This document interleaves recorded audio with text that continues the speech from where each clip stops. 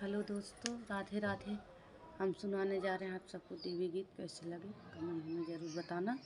Live subscribe and share ज़रूर करना।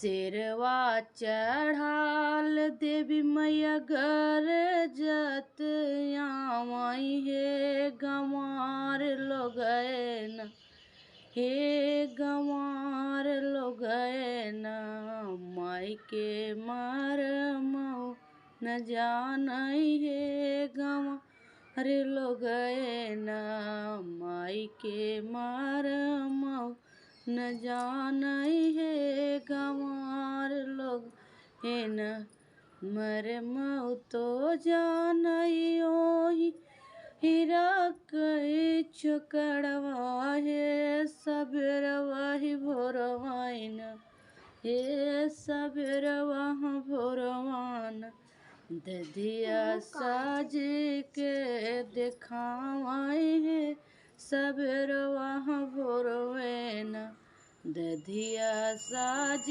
के देखावाई हे सुबह भोरवेन।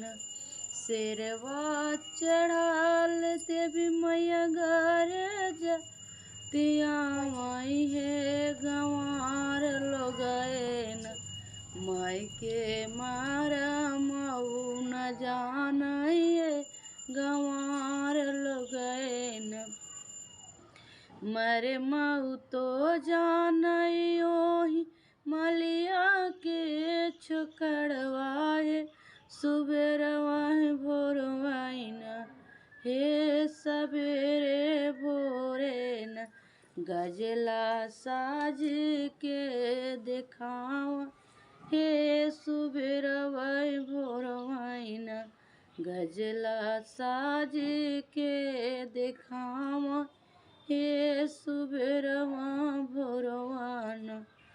शेरवा चढ़ाल देवी मैया गरजत हे गंवार लोगैन माई के मरमौ न जानई हे गंवार लोगैन मरमौ तो जानई ओही महरा के छुकड़वा हे सुबेरवा भोरवाइन, हे सुबेरवा भोरवान कलसा साज के देखावाई सुबेरवा भोरवान, कलसा साज के देखावा हे सुबेरवा भोरवाइन।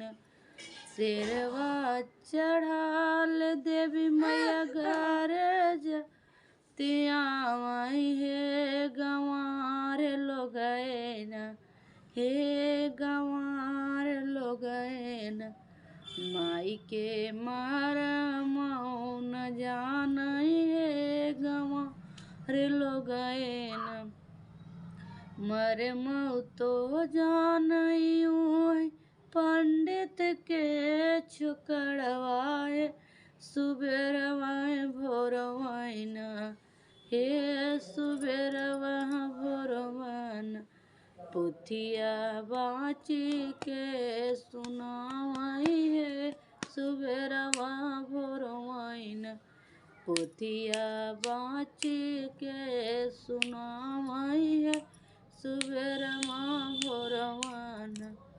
शेरवा चढ़ाल देवी मैया गरजत आई हे गंवार लोगैन, हे गंवार लोगैन माई के मरमौ न जानई हे गंवार लोगैन माई के मरमौ न जानई हे गंवार लोगैन।